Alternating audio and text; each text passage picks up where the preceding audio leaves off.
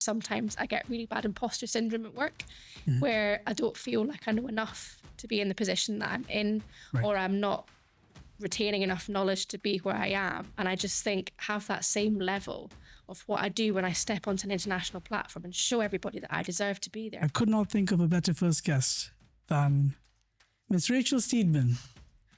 She's pursuing a career in trauma and orthopedic surgery, whilst also competing internationally as a Great Britain powerlifter. Unfortunately, powerlifting itself isn't in the Olympics, and the governing body doesn't fund the athletes.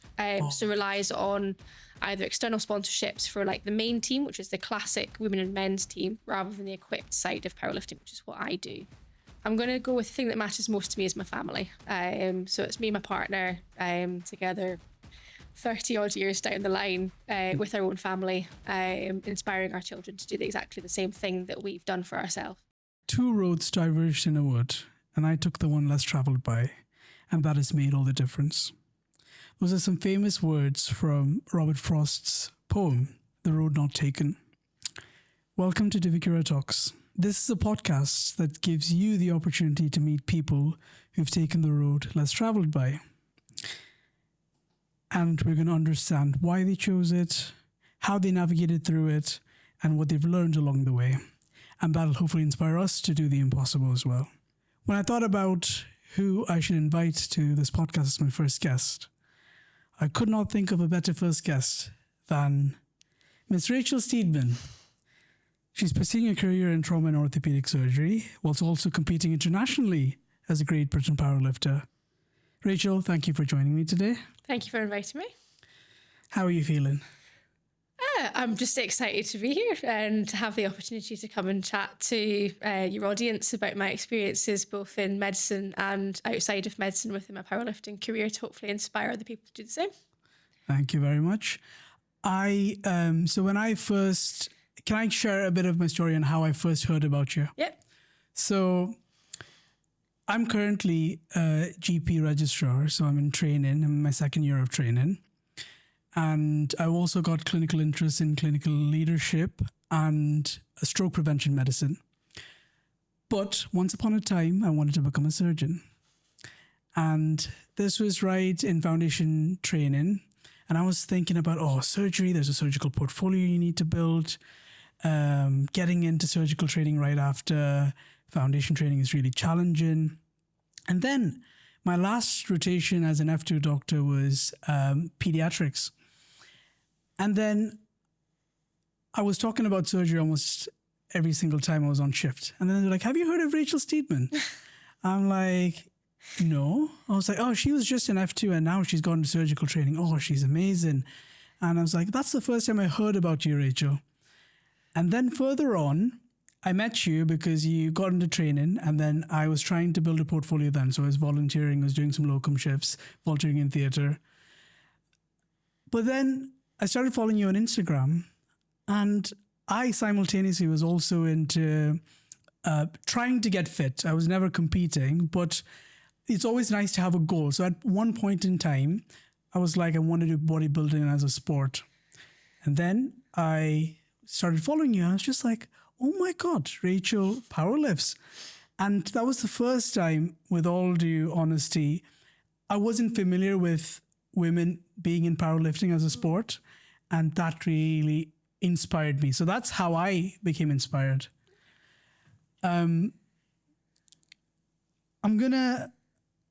Because we have not a lot of time with us, I'm going to try and make it a bit interesting for you. If one of your school teachers were writing a report today, what would they have predicted correctly and what would completely surprise them? That's a really good question. I think it would come as no surprise to my school teachers that I'd continue to pursue some sort of sport, because when I was applying at school to be a prefect, we had to put a speech forward for which prefect we wanted to be, and ultimately I went for sports prefect. And my letter to the head of the school or year group at the time said something along the lines of, I believe I should be sports prefect because I have tried every single sport under the sun that the school has to offer pretty much, and represented multiple teams, multiple levels, and I've got great interest in the sport. So it would probably come as no surprise to them, to the PE teachers, that I'd got to some level, to some extent. Maybe not to the level that I am now, which I never even thought I would do either. Yeah. But certainly that would not surprise them. I don't think it would surprise anyone that I managed to get into medicine. Sort of diligence and hard work and always wanting to pursue that goal definitely paid off. So that probably wouldn't surprise people either. I'm trying to think what I could say. I think what would still surprise people is that I kept in contact with the girls I did a Spanish exchange with at school, and that's how I keep my second language going, because I'm basically fluent Spanish. Oh, wow. I didn't know that, Rachel. Yeah. Right. So that's my fun fact. Oh, excellent. I didn't know that. Do you do anything in particular, like in the sense, do you read Spanish, or how do you keep your skills up, your Spanish skills? So I keep in contact with the girl that I did my exchange with at school. We were actually at her wedding in 2022. No, 2023. And then in 2024, we got invited to one of the other girls that I kept in contact with from the exchange as well, to her wedding. And we're actually going back to Madrid again this year for the other twins' wedding as well. Nice. So I try to speak to them when I can. Me and my family went to Spain all the time, like every summer and stuff. So I would always speak to the staff in Spanish. Right. They wouldn't give me anything otherwise. And I just like to keep it going because it's such a beautiful language, and it's really useful to have that second skill. Yeah, absolutely. I've learned French for 14 years, believe it or not. I can't speak it, but I think one thing that I'll take away from today is I think if you don't practice something, you tend to lose that skill. Yeah, it's always having a little bit. 'Cause it just takes me like 24, 48 hours to tune my ear back into them speaking, because they speak so quickly. Faster than I speak, which is impressive. Yes. But yeah. Good. I'm just going to go back to when you mentioned you were into different sports as a student. Why powerlifting? How did you get into powerlifting? So at school, I did hockey, lacrosse, tennis, athletics. Come from a golfing family as well. So we were very, playing golf lots of the time, more towards my final years at school. I continued hockey, lacrosse, tennis and golf into my gap year that I took out before reapplying to medicine, and continued with hockey when I got into med school. I was in the first team for playing for St Andrews. Lovely. But unfortunately, knee injury that I sustained when I was 14 resurfaced and started to cause lots of problems because of the extent that we were training each week. So I decided to give it up in, I think it was January 2015. And I started to kind of go to the gym with my friend, be a bit curious about what the gym involved. So I started going in with her, doing bits and bobs. And then in the February of that year, that's when I met my partner, who's my coach. Oh, yes, and we've been together 11 years, and I've been lifting for 11 years as well. And that was kind of the end of that side of sort of hockey and lacrosse and those sorts of sports in the beginning of my powerlifting career. So basically your friend introduced you into powerlifting, but your partner has... I would say it was more partner introducing me into powerlifting. Okay. So you met your partner there and you got introduced into powerlifting. Yeah. So I'd just been kind of, faffing about in the gym, doing bits and bobs with my friend. Nothing really kind of programmed or specific, just going in, doing a little bit based off what we'd done in the gym already as strength and conditioning with the hockey team. And then started to get... Was your partner powerlifter as well? Yes. So he broke his spine when he was 12, doing mixed martial arts. So he found the world of powerlifting to help get his strength back with his friend, who I also went to uni with and who I knew before I knew Matt. So. Right. And what's his name again? Matthew Gill, yeah. Can if somebody wanted to, does he coach other people as well? Yeah. So he's got his own online coaching business. So he's got quite a few clients now, ever growing, which is great to see. Excellent. Constantly trying to recommend people to get.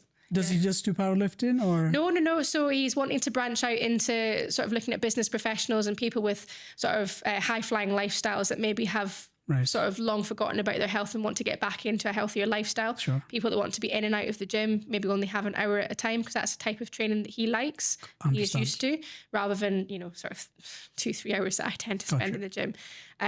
So he's open to coaching lots of different people from different lifestyles and backgrounds. It's really interesting to know. So we'll put some details in the description if you wanted to contact Matt. Thank you very much. And be a part.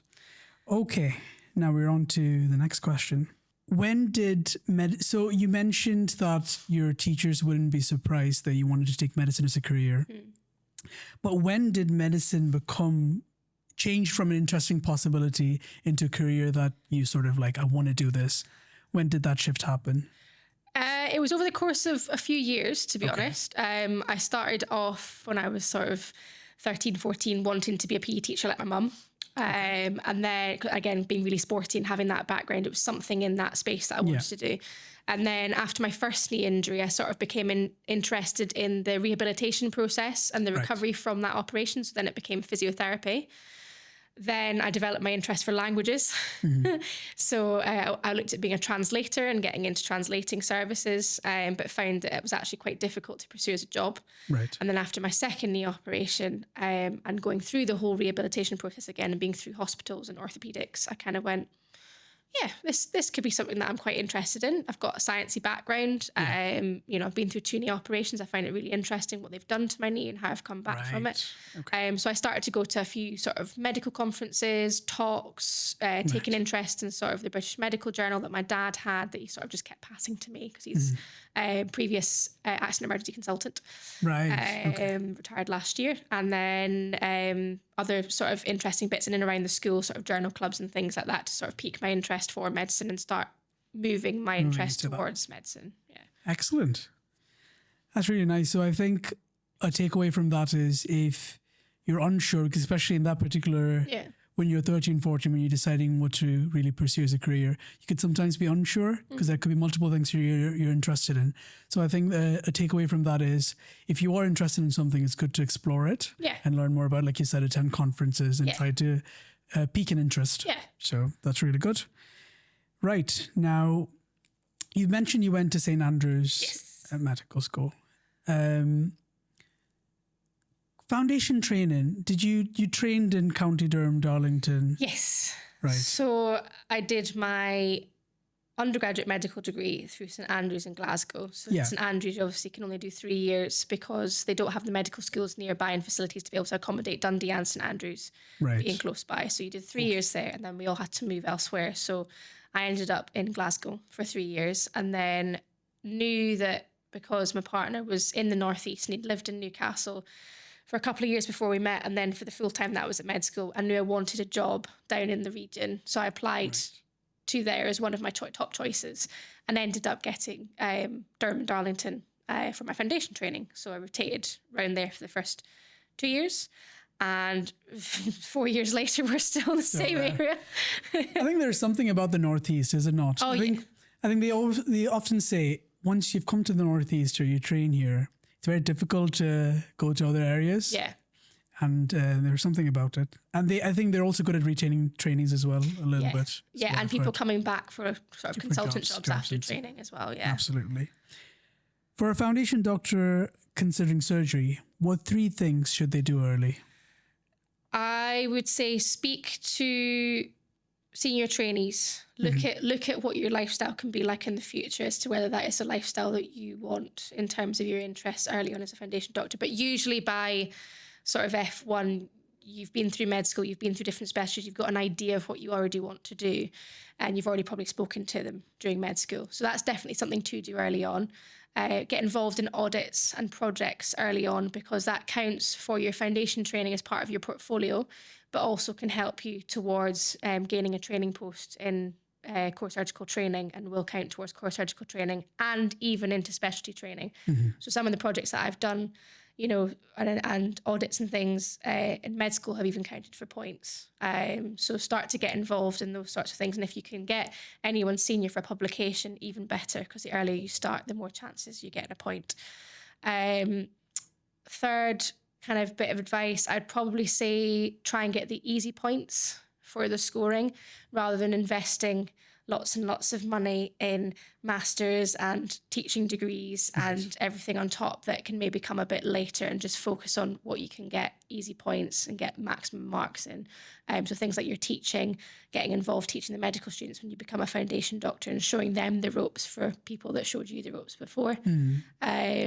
Doing presentations, so from your audits, from your projects, seeing if you can present them nationally to get your points.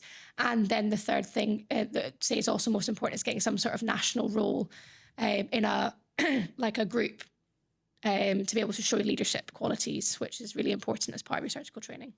Right. And that's really useful. I don't want to plug in my book, but I've written a book. It's called Doctorship in the UK, Do's, Don'ts, and Maybes of Becoming a Specialty Doctor. And I think I sort of knew what you said, but I didn't know. I think one mistake that I possibly did was I didn't speak to a lot of my seniors. Yeah. And I think that's something I realized as I went went through the journey. Yeah.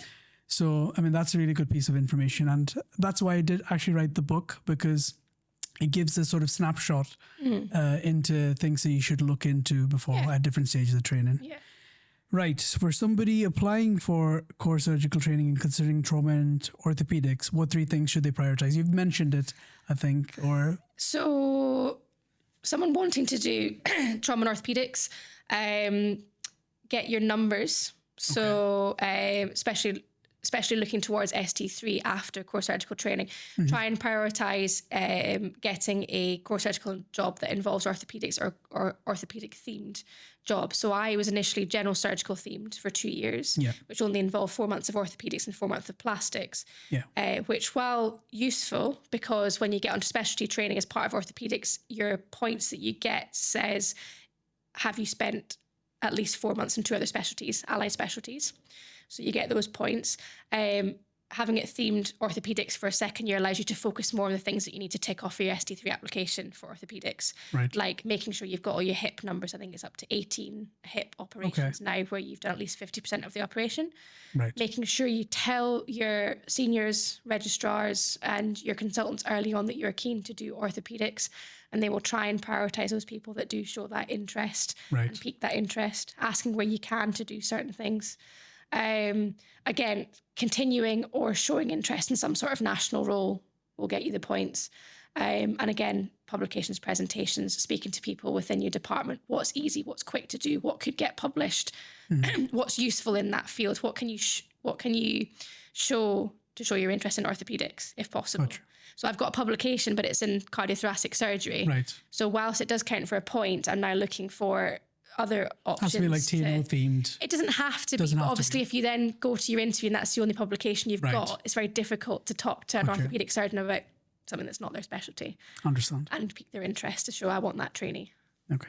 You mentioned national role. Are you currently in a sort of national role? So I did safeguarding for Scottish powerlifting for quite a while. So that's one that I put in my application, which again is quite a good role to have, because as part of your daily role as a doctor, you're always on the lookout for safeguarding both adults and children and vulnerable adults and older adults in your job. It's everybody's responsibility. Even as a medical student, I say to medical students, if you see something that makes you feel uneasy or uncertain about a story or a history that's being told, you need to flag it up. Everyone has that responsibility, even the nursing staff as well.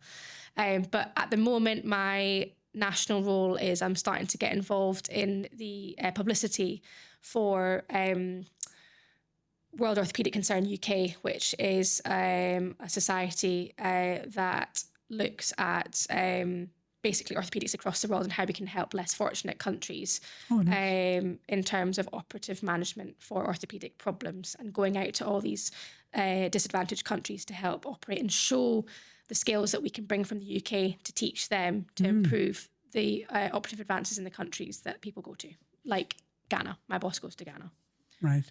So you mean like teaching like faculty, like students there or surgeons there, or teaching surgeons different techniques, going across and helping out advance the surgical knowledge of the trainees out there, going out and building facilities and providing facilities for less advantaged countries, places like Malawi, Eastern European countries, Ghana, different parts of Africa. It's fantastic. Like those different consultants do across the UK. I think it's great. Wow. Great. And have you traveled anywhere recently with regards to that? No, I haven't. I would love to at some point. I'd love to try and set up a connection with South America, possibly, to go and help people in Spain, to use my language as well. Yes. Oh, that'd be perfect. Yeah. But if not, as long as I get a training number, my boss said I could go to Ghana with him at some point. So that's what I'm hoping that's for. Great. That's lovely. Okay. On the surface, surgery and powerlifting appear completely different, but what similarities have you discovered between them? I was actually saying this to myself yesterday. I am extremely competitive in powerlifting now, at the very competitive stage. I've got the confidence in powerlifting and I'm competent enough to do it. And those are 3 C's that I'm trying to take forward into surgical training, because for some reason or other, sometimes I get really bad imposter syndrome at work where I don't feel like I know enough to be in the position that I'm in, or I'm not retaining enough knowledge to be where I am. And I just think have that same level of what I do when I step onto an international platform and show everybody that I deserve to be there. And I've worked I've worked to be here. So that's really powerful words. And when you mention imposter syndrome, I think we all feel it, but I think it all comes down to mindset, is it not? Yeah. Because even when I started off this podcast, I was saying it's that mindset, and there are certain things.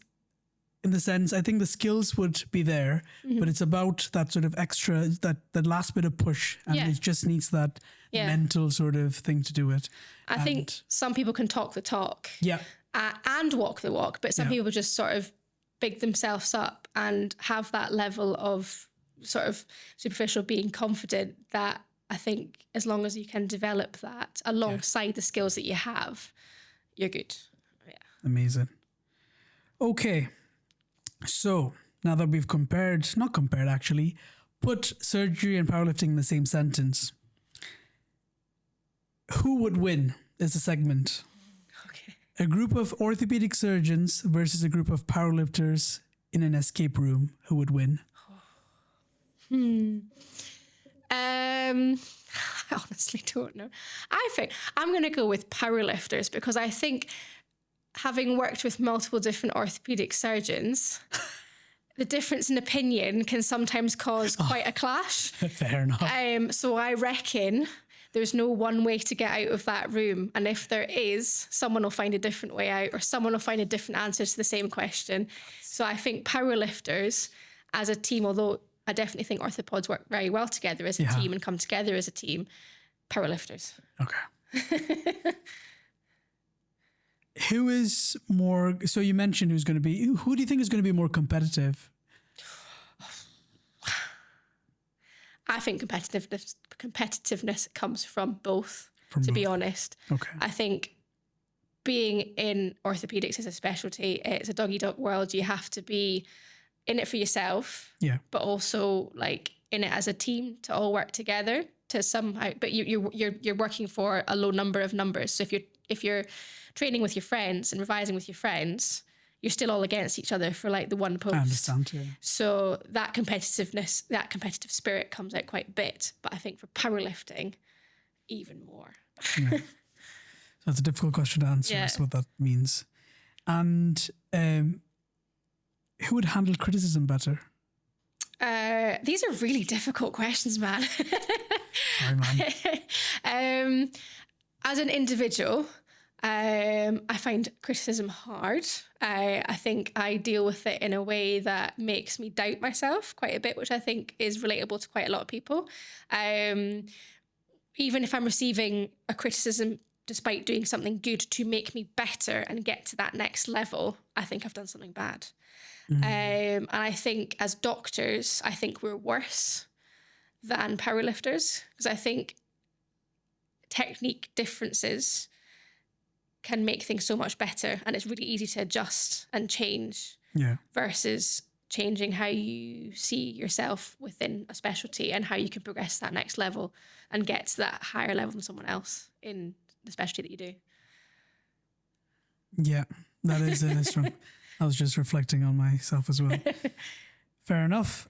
So this is a bit of a difficult question. You can choose to whether answer or not answer it. Was there a period in either surgery or powerlifting that became genuinely difficult for you to question whether it's worth continuing? Definitely.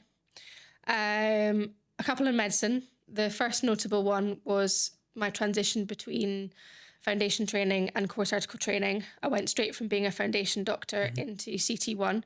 And the first job that I had as a first year core surgical trainee was general surgery, which in the rotation that I was in, you get put straight onto the registrar rota. Yep. So developing that level of responsibility so early on was tough. Yeah. And there was a lot expected at a very early stage, which I found quite hard. But equally on the caveat to that, sometimes when I'm thrown in at the deep end, you just have to swim, not sink.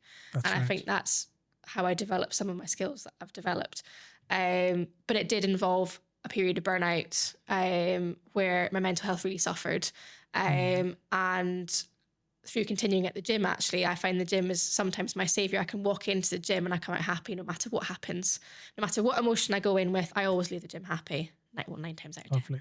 Unless it's the session has I gone understand, yeah. south. So that was a really, really difficult time for myself and for those around me, because it was affecting my relationships with everybody, which I really suffered with. And the second one was questioning whether orthopaedics was really for me. I was in a rotation where I just think the amount of work that we were doing on shift was really, really tough. And not getting to be in operating and get my hands dirty and actually learning the crunk of orthopaedics and the knowledge that I needed for orthopaedics really made me question, why am I doing this? You know, I was getting better treated by a different department and felt better valued in a different department in accident emergency at the time. That made me think, why not accident emergency? But actually a consultant told me I could still apply to training because I thought I couldn't. So I did, and I got an interview that year, and I didn't get in, but I finished my core surgical training, and then I got a reg job in the April as trust grade registrar. So I came out the other side of both of those times with extremely good support around me, and a couple of really, really good mentors that have kind of pushed me forward, who I have now to make me want to be an orthopaedic surgeon. And then powerlifting, I've never questioned continuing with powerlifting. I've never thought I don't want to do this anymore because I enjoy it so much. And as I say, it is that saviour from work to help de-stress. But I'm really hard on myself. When I have a poor performance, despite really good training, or I feel I've worked really hard for something and my numbers have stayed stagnant for quite a while, I can really kick myself about something, especially if it's cost money to go out somewhere and I either don't make a total or I only get one lift in and it's way less than what I thought.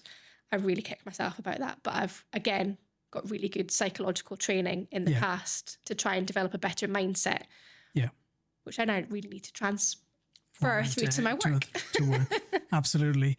And I think that's a really good point. I think having that sort of, having mentors is what a lot of people sometimes don't have right from the beginning. I think that makes a big difference. I think similarly, having a support network to help counter situation, because I think even just taking today, for example, you can always plan things like this is going to happen, this, and this. As we know, nothing happens according to plan. And it's very easy to kick yourself in the butt saying, oh my gosh. But I think it takes a little bit of mindset or skill to like stand a bit back. That's fine. Look at the positives. Yeah. These are things that's worked. Yeah. These haven't, but that's okay. We've learned a few things from there. But I think having that support system plays a major part in how you feel about certain situations. So that's a really good point. Okay. Right. I know you're preparing for a competition now. Can you tell us a bit more? So I have the European Equipped Bench Press Championships in 2 weeks in Lithuania, where I'll be representing Team GB. It will be go Team GB. my, I think, 17th time representing Team GB since 2019 now. God, 17. Yeah. That's amazing. So yeah, I find it quite hard to believe how far I've come in the 7 years now that I've been representing Team GB. Wow. To the point where I was reflecting on my progress last year. When I first started my first international in Tokyo for the bench press in 2019, I benched 95 kilos as my opening weight. And in Norway last year, I finished with a bench press of 162.5 kilos and finished third in the world, which was my first ever podium at the World Championships in that weight category. And even this year, 14 weeks after major knee surgery, I managed to maintain my position in the world. I came fourth, and I also contributed to team points for GB because we came second as a women's team. I was following. Amazing. Amazing. And again, with the surgery, I did see, and you had you had a few complications, did you not? Like DVT. Yeah. I didn't see because Yeah. I follow. I might not react to everything, but I follow. I see. Look, Instagram. I honestly open it. I don't follow a lot of people. I follow a lot of people, but I don't actually look at their stories and actually what happens. You're one of the very few people I'm just like, what's Rachel doing?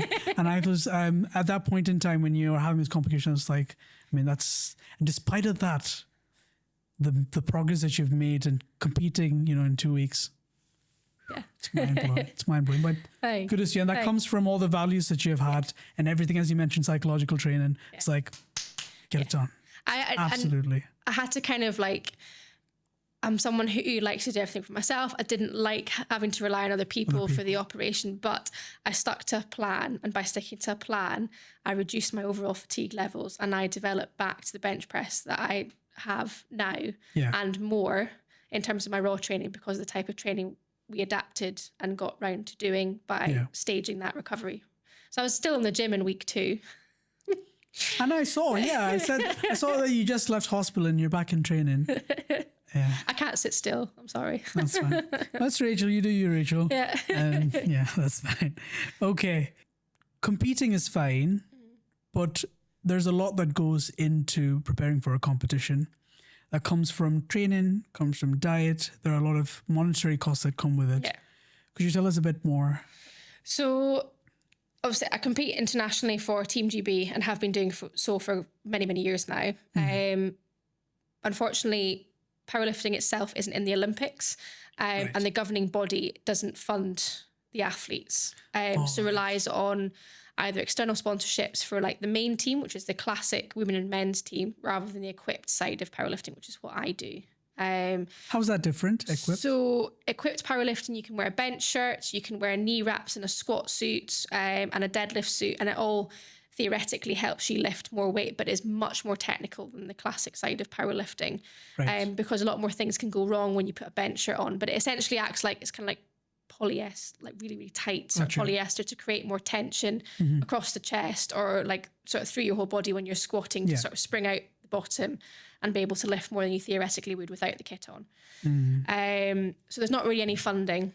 Lots of individuals rely on sort of sponsorships from companies, deals with different companies in terms of affiliations, using their own money to pay for competitions, and that can include accommodation costs, which are through the roof. The federations always increase the prices so that they can also make money from paying the hotels. The flights, which depending on where the location is, can vary in price. Entry fees, doping fees, kit. This year I've obviously had to pay for physio and rehabilitation costs as well on top of that. So it can get really expensive very quickly to even represent your country once in a year. And you've done it 17 times. Yeah. Wow. Can't even put the numbers together. So I know you've mentioned sponsorship. So if we've got sponsors listening, how can they get in touch with you? The best thing to do would be through my Instagram. So I'm at Steedman Rachel 8 on Instagram. And I've said to all the businesses that if you are interested, local or regional or wherever else, in return for anyone that's willing to work with me as a company, I'm really great on my social media. I'm on there every day. Well, that's a good thing. Well, I probably should be reading some orthopedics, improve my knowledge. But I like creating lots of different content and being able to advertise, especially local companies, work with local companies that not many people know about, to try and get their name out to the rest of the world in terms of how they're helping me. So one of the companies, Let's Talk Doctor, which is a company that works with me this year. Rishi runs his company to help people training for the ST3 interview, as well as the FRCS orthopedic exams and MRCS exams. Okay. So I've been on his MRCS course and I'm doing the ST3 course again this year. Yeah, I know. He's helped sponsor me this year, and obviously in return just providing social media content for that as well. So amazing. And a local butcher's as well. So I know, I saw that as well. Down in Cockatoon, which has been fantastic. Yeah, that's great. Lovely. Thank you for talking about them as well. It's all right. I want to do a quick fire round. Quick fire, literally. Okay. You got to pick it quick, yeah? Squat, bench press, or deadlift? Oh, bench press, 100%. Okay. Early morning session or a late night session? I'm a late person. Okay. Theatre playlist or silence? Playlist. Okay. Music before a lift or complete focus? Music before a lift. Most useful item in your gym bag? Wrist straps. Most useful item in your work bag? My laptop. Coffee or pre-workout? Monster. That's not an option, but pre-workout. Yeah, that's pretty. Oh, yeah, that's true. Favorite post-competition food? Pizza. Okay. The achievement you're proudest of so far? Coming third at the World Championships last year and standing on the podium amongst some of the best athletes in the world. Amazing. Your last question, Rachel, is imagine Rachel Steedman at the age of 60. Where is she? What is she doing? And what matters most to her? I'm going to go with the thing that matters most to me is my family. So it's me and my partner together 30 odd years down the line with our own family, inspiring our children to do exactly the same thing that we've done for ourselves in the world so far and be proud of all our achievements. It's going to end up making me really emotional. I'm not going to say anymore. No, that's fine. But yeah, being together and seeing that future together and sharing that with our family. I'd hopefully be in orthopaedic training. That's what I'm still trying to do this year and be a successful orthopaedic surgeon or be successful in the sporting world in some sense with some sort of sports team. So that's what I'm really passionate about as well. And as I say, I've got a really close relationship with my family as well. So they're always, both my family and my partner's family are always in that picture. Closest to you. And closest to us too. Well, I wish you the very, very, very best. I'm a Christian, so I'm going to say, may God bless you. Okay. Thank you very much. And thank you for joining us. It's been a pleasure. I've always looked up to you. I still continue to look up to you. And I don't have any words, but thank you very much for giving me your time and giving us your time. And if even one person listens to this podcast and they get inspired, that's all I want. And you've been amazing for giving me your time. No, thank you so much for thank you. And stay tuned. We're going to hopefully come with more episodes. Just one last thing.